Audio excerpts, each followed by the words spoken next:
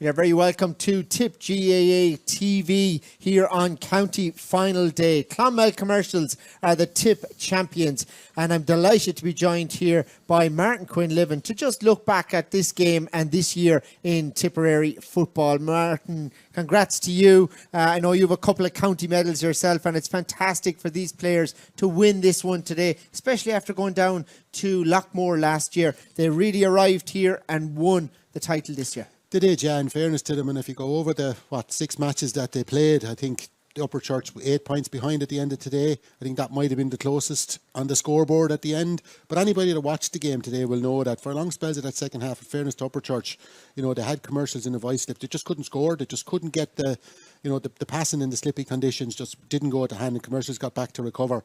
But in fairness to Commercials, no questions asked. As Captain Jamie Peters said in his speech, great credit due to Robbie O'Dwyer and John Cronin for stepping in at the start of the year. Unfortunately, as you know, Robbie buried his brother last week, and he had to step away a couple of weeks ago. And in fairness to Tommy Morrissey, he stepped into the breach along with Paul Cracker Fitzgerald, Philly Ryan, Fergal Callahan. They continued, no interruption, which is great. And in fairness to the players, they dug it out. And a lot of those players, like most of the Upper Church lads have been on the road. I mean, I don't know, 8 or 9 of them were playing with St Mary's last week.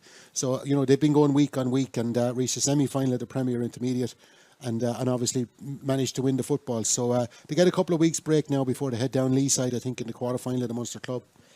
Looking at the first half here, 13 minutes on the clock, no score for Clonmel or Upper Church. All of a sudden, Mikey Quinlivan went through the middle, led off the ball. Clonmel got that early goal, and then they punched Upper Church hard. Hit, was it 5-6 points? By the 18th minute, they were 1-5 up. Yeah, they pushed up on the kick out, and I think they just dominated the kick out. They forced James Griffin to go along, and they were winning the ball at will, and then breaking off that. And I think over the next 5 or 6 minutes, they kicked 5 or 6 more points.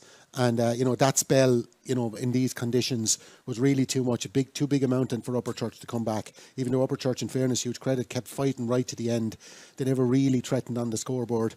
Maybe if Paul Shanahan had got that goal from the penalty, which had just followed the first score of the second half, there was probably 20-25 minutes left at that stage. It would have given him real momentum.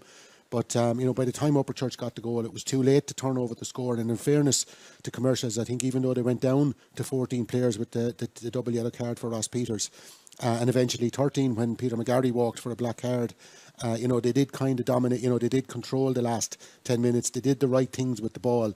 Whereas for the first 20 minutes, when they look back in the video, I think they'll be disappointed. They'll realise that a lot of players kind of, went down blind alleys, and Upper Church, in fairness to them, hunted them down there and then stripped the ball off them. So a bit of learn for Commercials, but like I said, huge admiration for Upper Church, and I'm not just saying that. I thought they were an absolute credit to themselves. I'm delighted Conor O'Dwyer pointed that out in his speech at the end of the game, as I think they deserve that.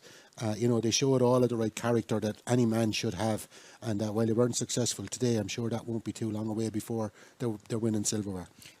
Great day for Commercials. Their ladies team won today, and you have that cup going back tonight to Clonmel, and the road keeps going now for Clonmel. Yeah, and this morning the Miners won in their first round of their South Championship, so very good day all round.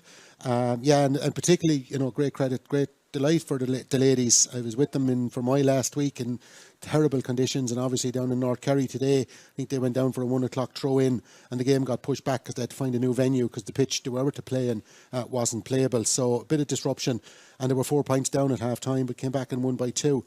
So huge congratulations to them. They have a Munster final to look forward to, I think, on the bank holiday weekend, and that'll be either against the Clare or Waterford champions. So having gone to Cork and gone to Kerry, they'll certainly not fear anyone in that, and that they'll be delighted tonight. But and in fairness, the men will be joining them. I think they'll be thrilled to win the 20th. Like you said, last year was a difficult enough one. It was disappointing to lose a game, but obviously then you lose your manager in the dressing room because Charlie had to step away. So all of that now is corrected. Charlie, thankfully, is in great health, and more importantly, and now the lads are back as well as champions. And they've won I think it's 6 of the last 8 county champions, or 6 of the last 9. So they're certainly there, and Lockmore themselves have been the dominant ones. Upperchurch made the breakthrough this year, and I'm sure Upperchurch will be back again next year, along with the Mile Rovers and the Kilsheelans and the JK Brackens. But 2022 belongs to Clonmel Commercials.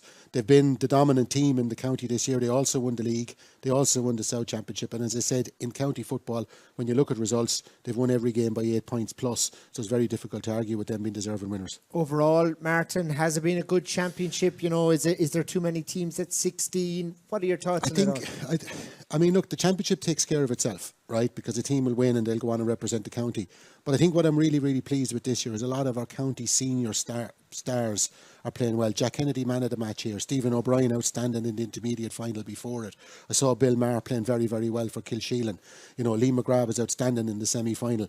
Those players are going to have a big role if Tipperary are going to get out of Division 3 next year and up into Division 2, which is the next priority. So very happy to see a lot of the Tip players. You pick out the county players on the day, and I think that's what you need to be able to do, because they need to be a step above the club player.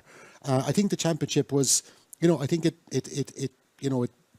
ran its course. I think Commercials were probably favourites at the start, and they've come out in the end.